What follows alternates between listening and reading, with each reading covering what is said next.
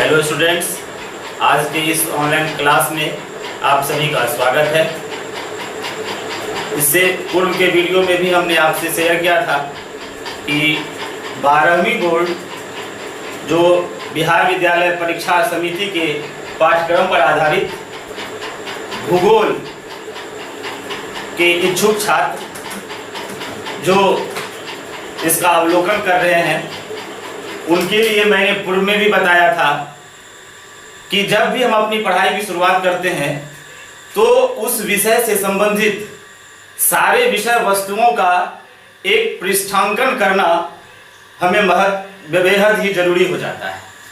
इसी परिप्रेक्ष्य में मैं आज फिर आपके सामने 12वीं का भूगोल एक समग्र अध्ययन टॉपिक के तहत आपके समक्ष भूगोल का अंकीय विभाजन प्रस्तुत कर रहा हूं।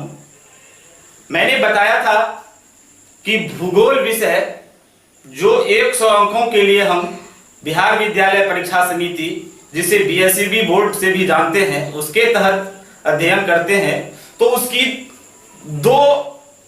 उसके दो भाग का हम अध्ययन करते हैं।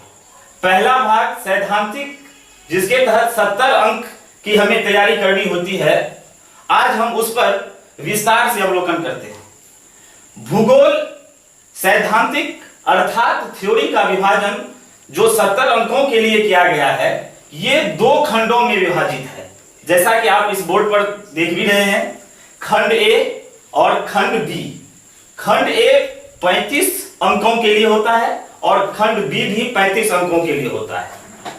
खंड ए के तहत मानव भूगोल, खंड ए के तहत हम जिसका अध्ययन करते हैं वो है मानव भूगोल, और खंड बी के तहत हम जिसका अध्ययन करते हैं वो है भारत का आर्थिक भूगोल। दोनों में देखिए कुछ सिमिलरिटी है, इसीलिए मैं आपसे ये शेयर कर रहा हूं कि ये हमें अपनी तैयारी को आगे बढ़ाने में बहुत ही बेहद अहम भूमिका निभाएगी। जैसे देखिए, मानव भूगोल के जो कुछ विषय हैं, मानव भूगोल के अंतर्गत जो कुछ चैप्टर हैं, वही कुछ चैप्टर्स आपको भारत के संदर्भ में भी है।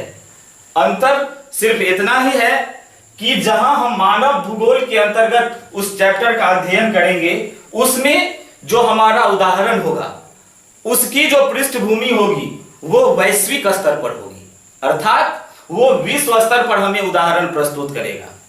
इसका हम डिटेल्स में भी जाएंगे आपके समक्ष। दूसरा, भारत का आर्थिक भूगोल, जिसके तहत हम जो उदाहरण प्रस्तुत करेंगे वो सिर्फ हमारे भारत से संदर्भित होगा, सिर्फ भारत के पृष्ठ में ही होगा। इसलिए हमें अपनी तैयारी को आगे बढ़ाने में बहुत ज्यादा मेहनत करने की आवश्यकता नहीं होगी। ध्यान सिर्फ इतना ही रखना होगा कि हम उसका समायोजन कैसे कर पाते हैं। उदाहरण के लिए आप देख लीजिए, यहां पर परिवहन एवं संचार एक चैप्टर है।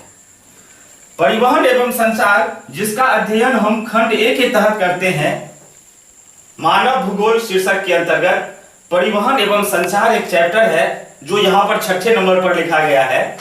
यही परिवहन एवं संचार चैप्टर आपको भारत के संदर्भ में भी दिखाया जा रहा है।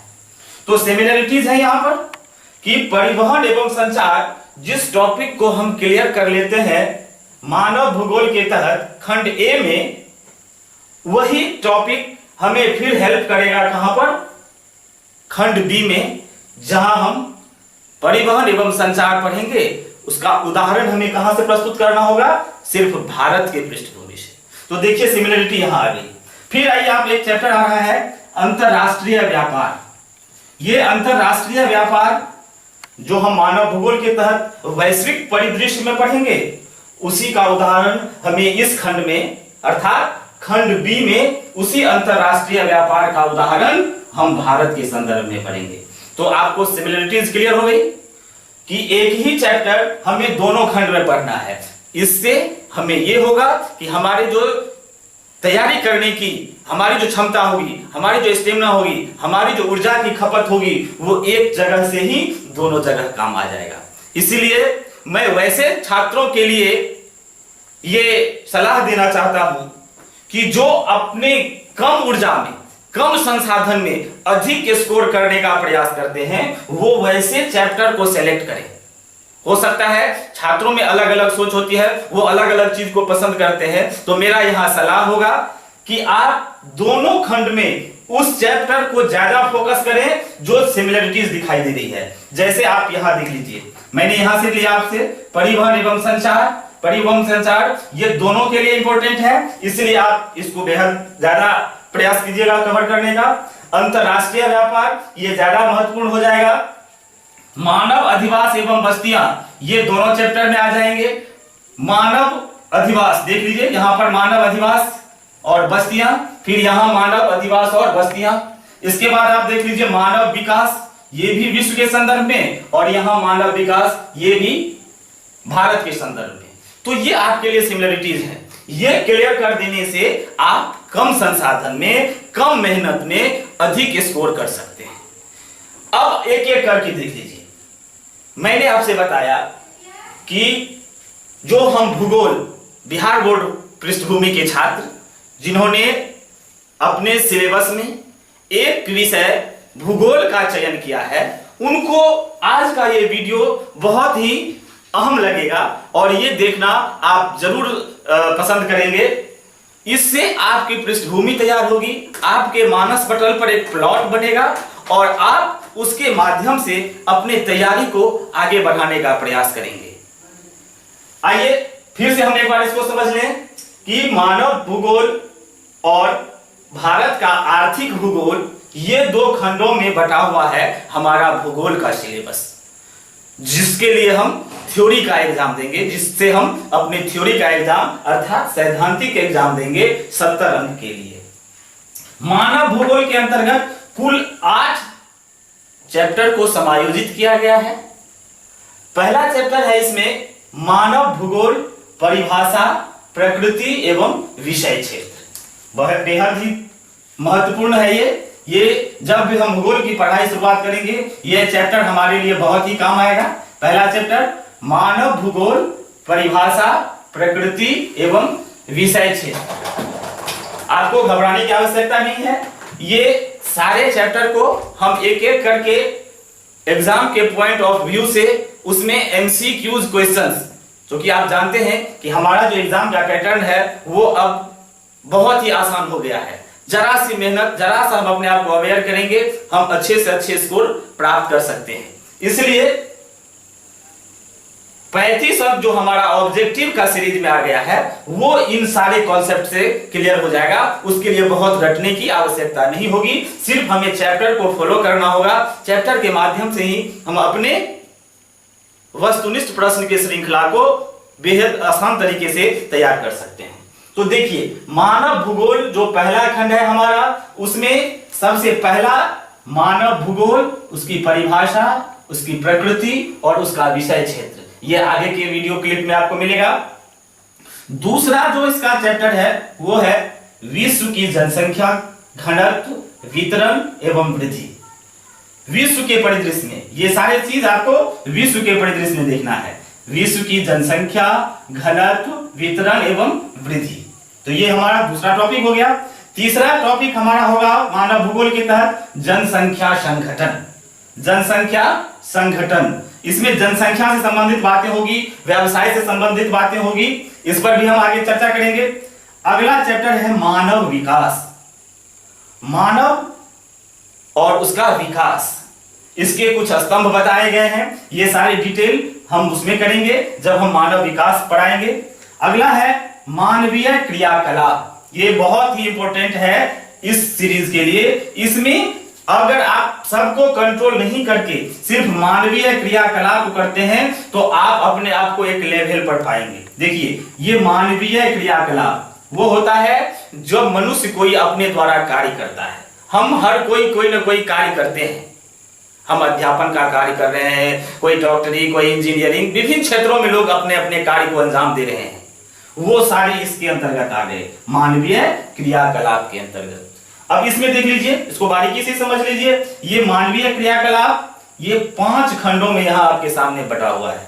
पहला है प्राथमिक क्रियाकलाप, द्वितीय क्रियाकलाप, फिर तृतीय क्रियाकलाप, 4 में चतुर्थक क्रियाकलाप, 5 में पंचम क्रियाकलाप। ये मानवीय क्रियाकलाप 5 सेक्टरों में बटा हुआ है। प्राथमिक क्रियाकलाप। अब आपके जहन में आ रहा होगा, आपकी उत्कंठा बढ़ रही होगी कि इसमें क्या है, तो थोड़ा सा यहां समझ लीजिए। प्राथमिक क्रियाकलाप में कौन आ रहे हैं? जो कृषि से, जमीन से जुड़े हुए वर्ग में लगे हुए हैं, वो प्राथमिक क्रियाकलाप में आ गए। द्वितीय क्रियाकलाप, जो प्राथमिक क्रियाकलाप के चीजों को प्रोसेसिंग करके आपके समक्ष रखते हैं, अर्थात उद्योग क्षेत्र, ये आ गया द्वितीयक में। फिर तृतीयक, जो प्राथमिक और द्वितीयक दोनों को सपोर्ट करता है, जो दोनों को सहयोग देता है, तृतीयक, इसमें आ गया सेवा, संचार। चतुर्थक, उच्च शिक्षा, उच्च तकनीक के चीज। पंचम, शोध, अनुसंधान, नीति निर्धारण। ये 5 विभिन्न प्रकार के जो क्रियाकलाप हैं, ये हम मनुष्यों द्वारा ही किया जा रहा है, इसलिए इसको समायोजित किया गया है, संकलित किया गया है किसके तहत? मानवीय क्रियाकलाप के तहत। तो हमारा 5वां चैप्टर मानव भूगोल के तहत मानवीय क्रियाकलाप का हो गया। यह चैप्टर खास तौर से ध्यान देंगे, यह बेहद ही जरूरी है, मानवीय क्रियाकलाप। फिर आइए आगे, जब हम मानवीय क्रियाकलाप को अच्छे से समझ लेंगे तो उसके सपोर्ट के लिए बहुत सारी चीजों की आवश्यकता होगी। तो ये हमारा हो जाएगा परिवहन एवं संचार का। परिवहन एवं संचार हम लोग बहुत इससे रूबरू हुए हैं, आगे हम इसकी डिटेल में चर्चा करेंगे। अगला अंतरराष्ट्रीय व्यापार, फिर मानव अधिवास एवं बस्तियां।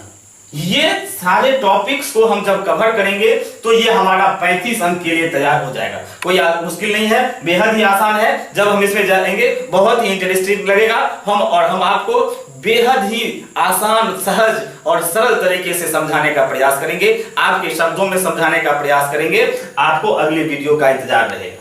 फिर ये तो एक खंड की बात हुई। आइए संक्षेप में हम अवलोकन कर लेते हैं खंड बी का भी, क्योंकि ये हमारा आज का जो इंट्रोडक्टरी क्लास है, इसमें हम इंट्रोडक्शन ले रहे हैं हर एक बिंदुओं का, जिससे हमारे मन की जिज्ञासा जगेगी।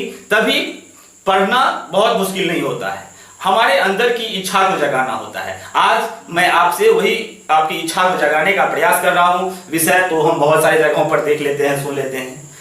आगे आइए खंड बी में देख लीजिए, संक्षेप में चर्चा कर लीजिए, भारत का आर्थिक भूगोल।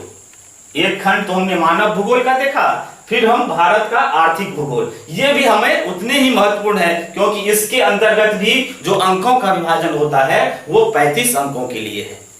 तो कुल मिलाकर 35 अंक, और ये 35 अंक 70 अंक के लिए हो जाएंगे। आइए इसमें भी देख लीजिए, हल्का सा चर्चा कर लीजिए। भारत का आर्थिक भूगोल, पहला चैप्टर जनसंख्या, वितरण, घनत्व, वृद्धि एवं संगठन।